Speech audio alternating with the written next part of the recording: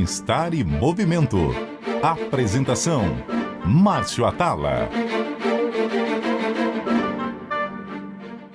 O Bem-Estar em Movimento dessa semana vai falar sobre suplementação, um assunto super complexo, cheio de mitos e muita coisa ligada à nutrição.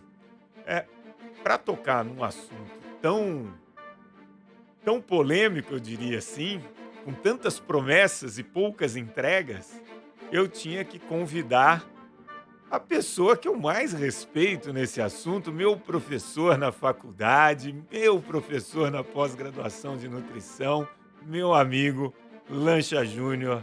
Obrigado pela sua participação. Marcinho, eu que agradeço, é sempre um prazer estar com você e, como eu disse, hoje vale mais a pena com quem a gente está do que o que a gente vai fazer. Então, estar aqui com você, falando com os nossos ouvintes, é um prazer enorme, enorme mesmo. Sou muito grato pelo convite. Obrigado. E Lancha, quem vai nos acompanhar nesse bate-papo é uma jornalista que trabalha comigo há pouco tempo, tem aí uns 20 anos já, e ela, além de ser uma atleta amadora de muita qualidade, uma excelente jornalista, é uma pessoa com muita curiosidade sobre o tema. Joana, super bem-vinda. Obrigada, Márcia. Obrigada, Lancha. Vou perguntar tudo aqui em nome dos nossos ouvintes, hein? Lancha, eu começo o seguinte. Dá para contar nos dedos de uma mão os suplementos que entregam o que prometem? Boa pergunta, Marcinho. E aí, assim, eu diria que sim, porque nós chamamos na literatura dos five bigs, ou dos 5 grandes suplementos que efetivamente têm comprovação científica de uma forma robusta e que conseguem entregar aquilo que prometem. São eles: nitrato ou precursores de nitrato, creatina, cafeína, bicarbonato e betalanina. Os outros suplementos, eles conseguem um ganho aqui, um acolá, porém a evidência ainda é muito frágil. Então, para falar se nós temos suplementos que efetivamente conseguem entregar o que promete, esses seriam os 5 grandes. Jô, manda lá. Então, esses suplementos são focados em performance, é isso mesmo, porque eu busco isso, né? Eu faço meu treino de bicicleta, de triatlo, eu busco melhorar minha performance. Então, se eu tiver com esses 5 aí na minha prateleira, tenho chances de melhorar, de ter ganhos verdadeiros. Depende da modalidade, né, Lancha? Isso é muito legal que você falou, Marcinho, porque depende da modalidade. A Joana, ela já elencou ali a questão do ciclismo, e olha que bacana, Joana, você pode usar o bicarbonato, ele vai ajudar? Pode ajudar, você vai fazer um dia uma subida ali da vista chinesa, tal, aí no Rio, você vai conseguir subir mais rápido, tal, você vai usar bicarbonato, vai ajudar, a betalanina vai ajudar, perfeito. Só que isso não garante a você a outra ponta da história, porque a gente está falando de performance. Quando a gente fala de saúde, você como ciclista, por exemplo, pode ter, pela falta de impacto na atividade física que você faz, uma deficiência mineral óssea, onde você precisava de uma outra atividade com impacto e o consumo de cálcio, por exemplo. Então, não existe um suplemento que traga para nós tudo o que a gente precisa. Tanto a atividade física quanto a nutrição requer um cuidado muito personalizado, muito individualizado. Não existe aquela regra do one serve all, ou seja, todo mundo precisa de muito cuidado nesse consumo. A Joana tocou no assunto Eu até faço corrida, porque eu participo de provas de triatlon também, então eu também corro e nado. Quer dizer, boto um impacto na corrida. Isso. Sobe a pista chinesa pedalando e desce correndo, perfeito. Daí você já fez o impacto que você precisava, sensacional, Joana, está garantida a saúde óssea. Dentro desses suplementos aí, algum deles ajuda também na saúde óssea, esses 5 que você elencou? Então, sim, ajudam sim. A gente tem, dentre eles, principalmente a creatina, que tem vários estudos demonstrando a atividade da creatina nas células que compõem o tecido ósseo, né? O tecido ósseo é uma liga mineral chamada hidroxiapatita, e a creatina tem um papel importante na formação desse tecido ósseo, Joana. Então vamos lá. Jô, vou perguntar para o Lancha aqui. Ele falou dos 5. O nosso ouvinte está aqui, caramba, mas para que serve cada um? Rapidamente, Lancha, creatina. A creatina, ela serve como uma fonte de energia imediata, gera uma substância dentro da célula muscular chamada fosfarilcreatina. Então, o indivíduo que faz o treinamento de peso, por exemplo, visando a hipertrofia, o que essa suplementação vai entregar para ele? Ele não vai conseguir aumentar a carga que ele faz, mas ele vai conseguir, na sua carga máxima, fazer maior número de repetições. E aí, nessa combinação de maior número de repetições com uma carga alta, a resposta disso é o ganho de massa muscular. Então, a creatina não promove o ganho de massa muscular, mas ela promove uma treinabilidade que aumenta a massa muscular. Aumenta o volume de treino, né? Isso. Bicarbonato. Posso perguntar uma coisa antes, Márcio? Pode. Ladies first, always. Obrigada. Para idoso, por exemplo, eu tenho um caso desse na família. Idoso caiu, quebrou o osso e está fazendo fisioterapia e está fazendo fortalecimento. A creatina ajuda nesse sentido também, nessa recuperação, ou é uma coisa mais para quem malha pesado?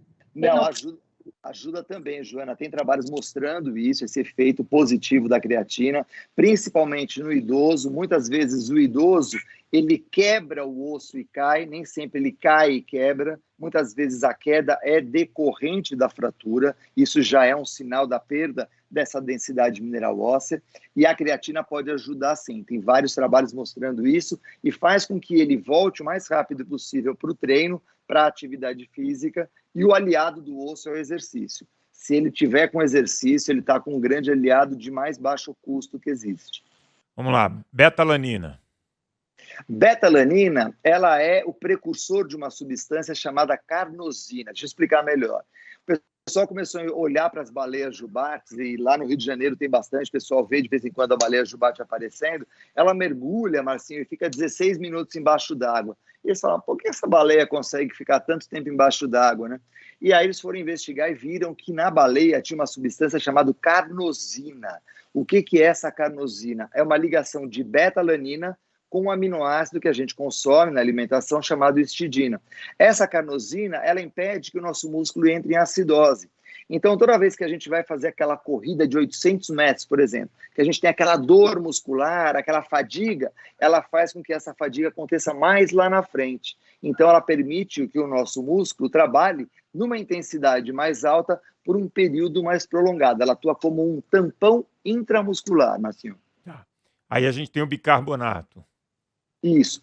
Diferentemente da betalanina que gera a carnosina que fica dentro da célula muscular, o bicarbonato fica fora da célula muscular. E o que ele faz? Ele impede essa mesma acidose que a carnosina faz, que é produzida pela betalanina, só que fora da célula. De que jeito? A gente faz atividade física intensa e esse bicarbonato fica tirando os íons H+, lá de dentro do músculo, e a gente tolera mais tempo ao esforço. Então, por exemplo, judocas, pessoal que faz MMA, pessoal que faz remo em alta intensidade, pessoal que faz vôlei de praia, esse pessoal consegue melhorar a sua atividade física. Marcinho já levantou a mão aqui, falou que ele vai usar para testar, para ver se responde aí. Pô, vou te falar, tá na minha lista agora. Pô, o que mais me revolta, antigamente minha cortada era tão forte, lanche. Agora sai um tirinho. Mas o problema não é cortado, o problema é o quanto a gente sai do chão, né? Antigamente. Eu tô achando que a rede ficou mais alta. Você sabe que esse fim de semana eu fui jogar beach tênis e eu consegui fazer o primeiro salto negativo. Na hora que eu saltei, eu diminui o tamanho. Eu falei, o que aconteceu? Saltei -2 aqui. Aí a gente vai para o quarto suplemento, que eu acho que é o mais consumido no mundo, cafeína. Cafeína, porra, a história da cafeína é muito bacana, mas você sabe que ela foi descoberta lá no século XVII, século XVIII, por um agricultor que ficava ali no norte da África, e ele foi passear ali com as cabrinhas dele, então as cabrinhas comiam o fruto vermelho e ficavam todas serelepes, alegres, faceiras. E aí ele pegou, colheu esses frutos e levou lá pro imã, né, que ele era muçulmano. O imã não gostou dos frutos, jogou no fogo, saiu um cheiro gostoso. E daí eles pegaram aquele grão torradinho, tal, bateram, puseram água e, pô, que legal. O imã conseguia ficar mais tempo rezando, todo mundo ficou feliz e se difundiu ali a história do café, né? Isso vai até a invasão turco-otomana nessa região da África e levam, então, para a Arábia o café, por isso que chama café arábico.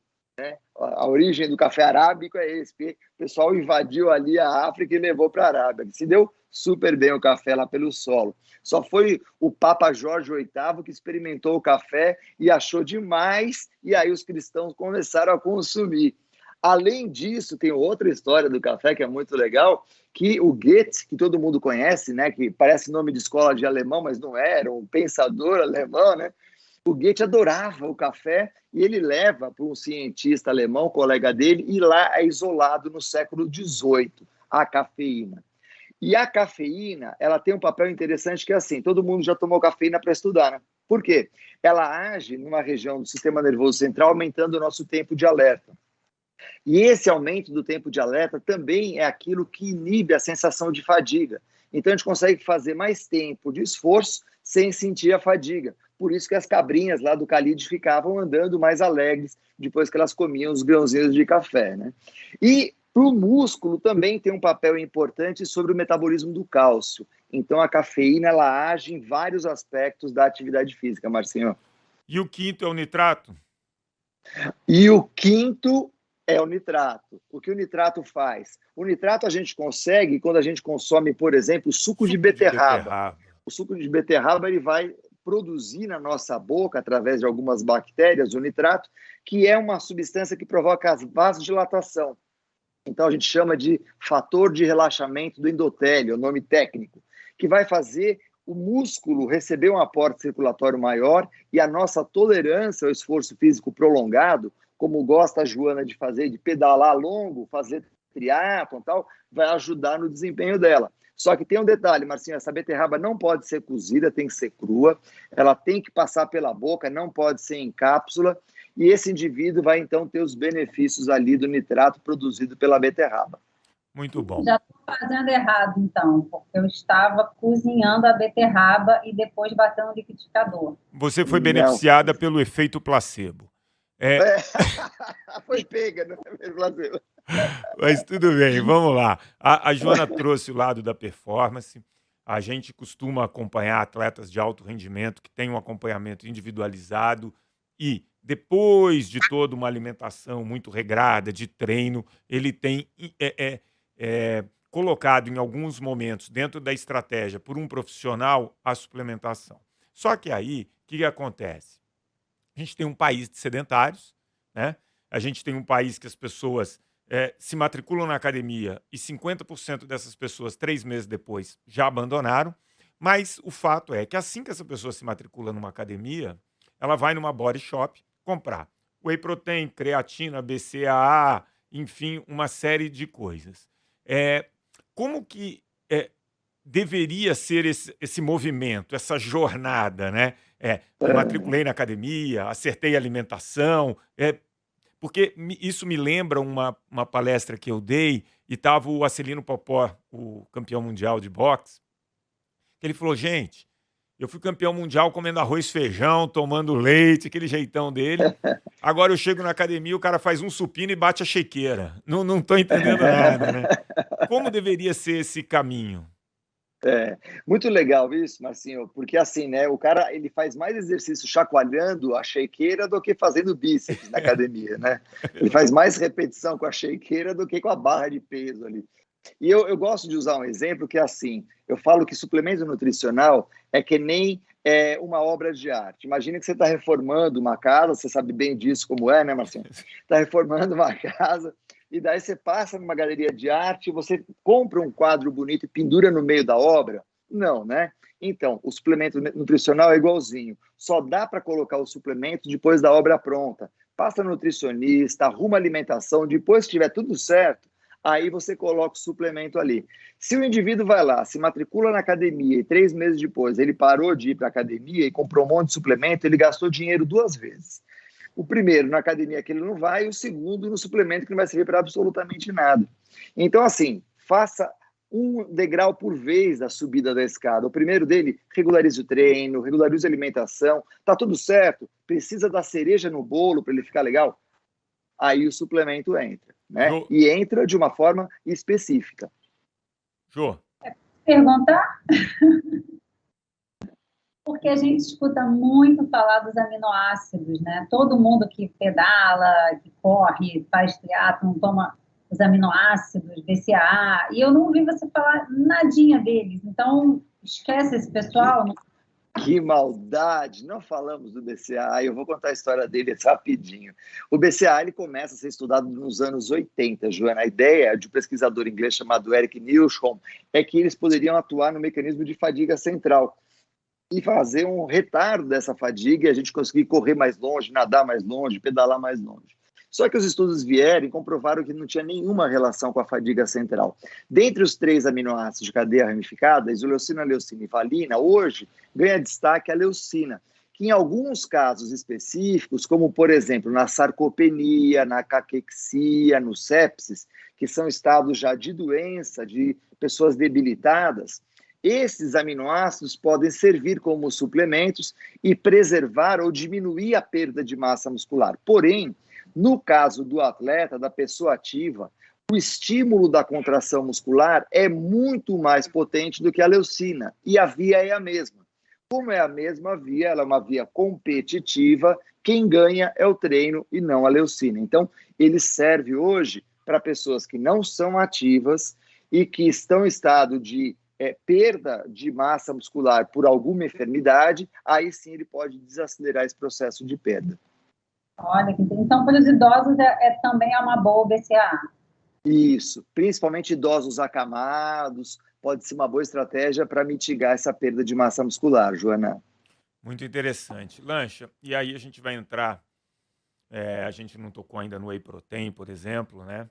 Que acho que é o suplemento super consumido, né? E você tem uma crença hoje que proteína é uma coisa maravilhosa, que você pode comer à vontade, que o excesso de proteína não tem nenhum problema. E por outro lado, você tem a questão que o carboidrato é um veneno, quanto menos eu comer, melhor, tem essa coisa.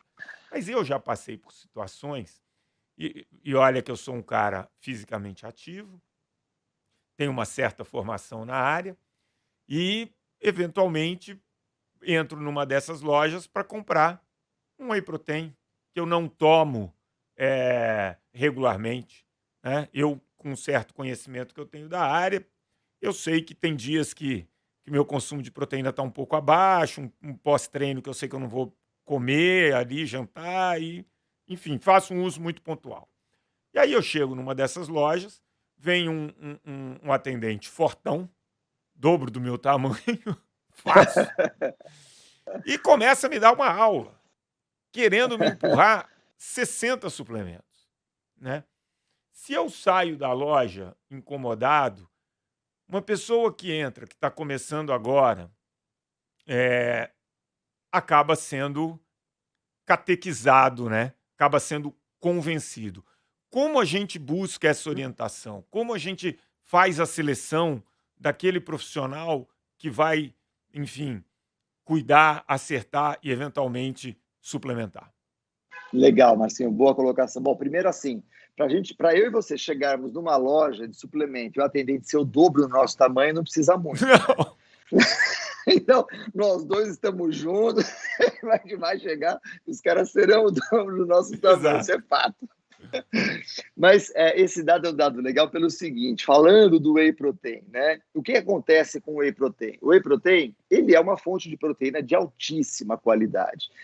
Na mesma escala que a gente colocaria ali o próprio leite, a caseína do leite, a própria proteína da carne, a proteína do ovo, enfim, a gente teria proteínas ali muito semelhantes com altíssima qualidade. Hoje nós sabemos que mais importante do que ficar usando o whey antes, depois, tal, é que você tenha uma ingestão de proteína ao longo do dia. Em todas as refeições, você tendo uma ingestão proteica, está tudo certo. Você não precisa se preocupar tanto em consumir o whey imediatamente após o treino. O que você precisa é manter uma concentração de proteína circulante estável ao longo do dia. E o que você falou é uma coisa muito, muito precisa. Você sabe que você acabou de treinar e você vai ter uma reunião, que depois você vai fazer uma outra atividade, a tua refeição vai ficar lá para o fim do dia, você pode colocar seu whey ali, perfeito, você atendeu a sua necessidade. Agora, o whey protein não está no grupo de vegetais e leguminosas, que é o grupo à vontade. É isso que o pessoal precisa entender, né? Quando ele coloca lá alface à vontade, pepino à vontade, rabanete à vontade, não está o whey Não protein ali. tá, Por não tá. quê? Não está. Por quê? Porque a proteína, nós temos uma quantidade que nós consideramos máxima ideal. Por quê? Acima disso, você começa a mudar as bactérias do seu intestino e elas começam a produzir H2S, que é uma substância que é resultado do metabolismo da proteína no intestino, que gera uma resposta inflamatória. Se acontece uma vez, que a gente combina, vai numa churrascaria, se mata de comer carne, está tudo certo, o nosso organismo resolve isso. Agora, se isso começa a acontecer sistematicamente, esse processo inflamatório vai promover como reação a secreção de cortisol. E aí o objetivo do cara, que era ficar fortão, vai pelo ralo. Porque esse cortisol vai comprometer o ganho de massa muscular. Então, não é assim. Então, o whey protein é uma excelente fonte de proteína, ela não faz parte do grupo vegetais e leguminosas, então não é à vontade. E o consumo recomendado é por volta de 2 gramas por quilograma de peso. Então, o profissional que tiver atualizado, bem informado, ele vai trabalhar com esse dado, ele vai trabalhar com esse número, porque a ciência mostrou isso recentemente, eu diria que vai uns 4 anos atrás, mas isso já é bastante consistente na prática profissional, Marcinho. Ou seja, procurar um profissional de nutrição para fazer e não o vendedor da loja. Esse já é um passo importante, né? Já deu um passo grande, né? Jô, a gente estava conversando, eu e a Joana, e principalmente sobre os pré-treinos, os fat burners, né? Que as pessoas Uhum. falam, pô, eu preciso de um gás, eu vou tomar aqui, vai acelerar meu metabolismo. É também uma classe de suplemento muito utilizada e eu queria que você falasse um pouquinho sobre eles. Não, muito legal. E é engraçado isso, né? Acho que até a Joana teve uma ideia boa de falar do fat burners, porque é o seguinte, quando a gente fala em fat burners, a gente tem primeiro que separar essa gordura, porque tem um lugar que ela mora e tem um lugar que ela é queimada, né? Então ela mora no tecido adiposo e ela é queimada lá no músculo. Quando a gente fala de fat burner, a gente está falando do que queima a gordura. Mas existem os suplementos também que atuam, tentam atuar na quebra da gordura, não na queima da gordura. Então, a gente tem no tecido adiposo a lipólise e no músculo a beta-oxidação. Então, a lipólise, a gente tem alguns suplementos que têm um papel ali, por exemplo, a cafeína tem um papel ali, ela vai inibir uma enzima que, a princípio, inibiria a lipólise, deixa essa lipólise correr mais solta, né? A capsaicina que tem na pimenta também tem um papel ali, vai promover uma ação semelhante à adrenalina, vai estimular essa quebra. Já no tecido muscular, alguns suplementos teriam papel sobre essa oxidação. E tem um suplemento que é fundamental para garantir essa oxidação e preservar a massa muscular. E se chama carboidrato. Olha que interessante. Seu veneno! Então, esse veneno. Que absurdo, né? A banadinha, o gel de carboidrato, é isso aí que vai ajudar. Então, por quê? O pessoal acha que para queimar gordura precisa passar fome, né? Isso é uma crença que nós temos da nossa mentalidade judaico-cristã, que acha que se a gente engordou é porque a gente foi glutão, comeu demais, cometeu um pecado e precisa ser Privado. protegido ali, por uma questão divina, ou pagar uma pena, né? Pagar uma pena ali, né? Ajoelhar no milho. E não é verdade. O nosso corpo, quando a gente priva ele de muita energia, ele diminui a taxa metabólica, a gente gasta menos energia. E o carboidrato, ele é fundamental para impedir que o músculo seja degradado para oxidar a gordura. E existem outros suplementos, como a carnitina, que se acreditava no passado que era um espetáculo, porque a carnitina ela age como se fosse um trem, pega a gordura e coloca lá dentro da mitocôndria. Porém, a quantidade de carnitina que nós temos, ela supera o fator limitante. Então, para conseguir aumentar a oxidação de gordura no músculo, o que nós precisamos é de mais mitocôndria. Para ter mais mitocôndria, precisa de treino. Para treinar mais, precisa de mais carboidrato, ou seja, alimentado, treina mais e queima mais gordura. Beleza. Bom, eu vou tomar café com pimenta, então, antes de treinar. O principal é treinar. Só deixa tomar no vazio, senão vai doer para burro, viu? Agora, né, Lancha, uma boa alimentação, a atividade física regular, o estilo de vida, boas noites de sono, 95%, 97% do caminho feito, né? Exatamente. E nesse sentido, Márcio, você tem uma contribuição muito grande para a sociedade brasileira, e eu falo isso com muita tranquilidade, porque eu sou seu amigo, mas sou, antes de mais nada, um grande admirador seu. Eu acho que você rompeu as barreiras, né, das grandes mídias, levou a informação de qualidade para todo mundo, mostrando a relevância da atividade física. Então, se hoje as pessoas estão mais sensíveis a isso, você tem uma parcela de responsabilidade muito grande. Então, é um privilégio estar aqui com você falando sobre isso. Obrigado, Lancha. E aí, eu também tenho uma questão, que é a seguinte: eu conheço o seu trabalho, você foi meu professor, dei um certo trabalho, é verdade. Mas eu conheço a linha, não é à toa que quando eu quis fazer uma pós-graduação eu te liguei e fui na sua pós-graduação, porque eu confio, acredito, faz todo sentido. Como você lida, né, com as pessoas que chegam até você e saem, de certa maneira, desapontadas porque você não encheu de suplemento? Eu lido com muita tranquilidade, viu, Marcinho? Porque, assim, as pessoas elas têm muitas crenças. E a única forma delas resolverem essas crenças é elas experimentando aquilo que elas acreditam. Não existe um outro caminho senão a própria experiência. E eu vou dar um exemplo aqui. Quantos pais queriam que o filho fosse um profissional de uma área ou de outra área, e o filho segue por uma área totalmente diferente da que os pais escolheram? E ele acha, bom, agora meu filho se enterrou nessa profissão, vai morrer com isso, e lá na frente o filho aparece como uma pessoa de sucesso. Então, saber que a pessoa precisa trilhar o próprio caminho, fazer as próprias escolhas, é fundamental. Então, se a pessoa pergunta, eu vou falar, olha, posso dar a minha opinião? Tecnicamente, eu posiciono e pergunto, o que você escolhe, o que você prefere? Eu prefiro testar isso. Falo, perfeito, vá em frente, teste e volte aqui, a gente mede, vê o resultado que você teve. E não raramente, Marcinho, acaba acontecendo exatamente isso. O pessoal fala, olha, realmente você tinha razão, mas a pessoa ela precisa experimentar, porque o processo de aprendizagem, principalmente em relação a comportamento que envolve atividade física, alimentação, ela passa por essa experiência pessoal. Ela vai acreditar naquilo que ela vai sentir no corpo dela. Entendi. Jô, antes de eu chamar o meu último quadro, pode fazer uma pergunta. Sei que você está coçando. São muitas, eu já me perdi. Não, então eu vou perguntar da cafeína, que eu acho legal, até por conta do que você falou recentemente, Márcio. Como a gente habitua a cafeína, ela pode perder um pouco esse efeito de deixar a gente alegrinho, ou até mesmo de ajudar nesse processo da quebra, né? Da Quebra da gordura. Da gordura que você falou. Isso. É muito legal essa pergunta, Joana. A gente publicou um artigo no ano passado que a gente mostrou isso, inclusive, que existem algumas características da cafeína. Uma delas é esse efeito que a gente chama dose dependente.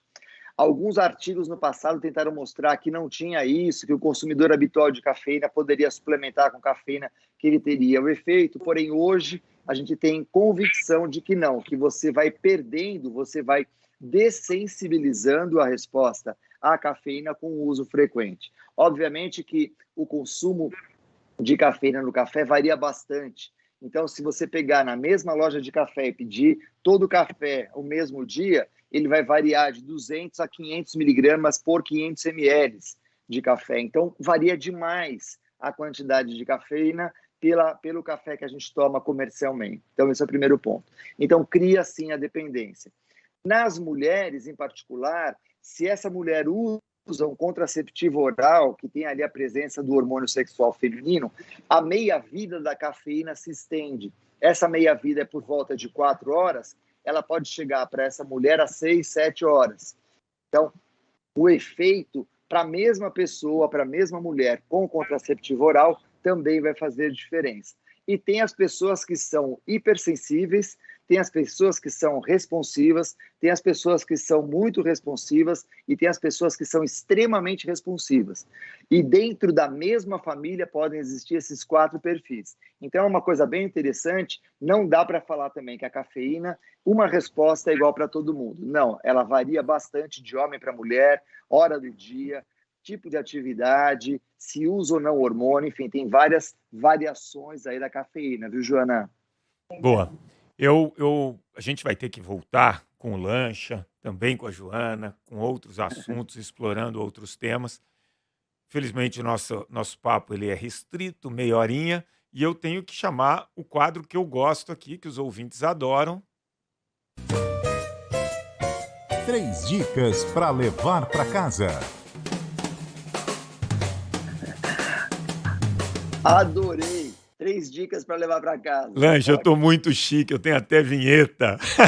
Achei sensacional, mas muito bom. Então, assim, as minhas 3 dicas é o seguinte: nenhum suplemento vai emagrecer o que você quer. Nenhum suplemento vai deixar você tão forte quanto você deseja. E nenhum suplemento vai funcionar sem treino. Então, as 3 dicas é: treine, escolha o suplemento adequado, faça a atividade física correta e o resultado vai aparecer. Excelente. Lancha, obrigado. É sempre... Desde quando eu estava lá na USP, eu já tinha aula com Lancha. Eu sou um privilegiado que eu continuo tendo aula agora. Obrigado, Jô. Obrigado por abrilhantar aqui, dar o seu exemplo e a sua curiosidade em explorar o assunto. Eu que agradeço. Obrigada aos 2 monstros aí do assunto. Obrigado, Joana. Obrigado, Marcinho. Obrigado, Marcinho, por propiciar esse encontro aqui com a Joana, né? Eu que conheço a Joana de muitas entrevistas atrás. Então, é um privilégio estar aqui com vocês 2. Obrigado mesmo. Obrigado, gente. O Bem-Estar em Movimento de hoje ficou por aqui. Eu achei esse papo delicioso. Se você gostou, tem curiosidade sobre o assunto, quer ouvir com mais atenção, abaixe agora mesmo e ouça o podcast, que já está disponível em todas as plataformas de áudio e no aplicativo da CBN. O programa de hoje teve a produção da Joana Cafuri, que também participou, do Bruno Teixeira, teve a edição do Rafael Furugem e os trabalhos técnicos da Priscila Gubiotti. Bom fim de semana, abraço a todos. Bem-estar e movimento. Apresentação: Márcio Atala.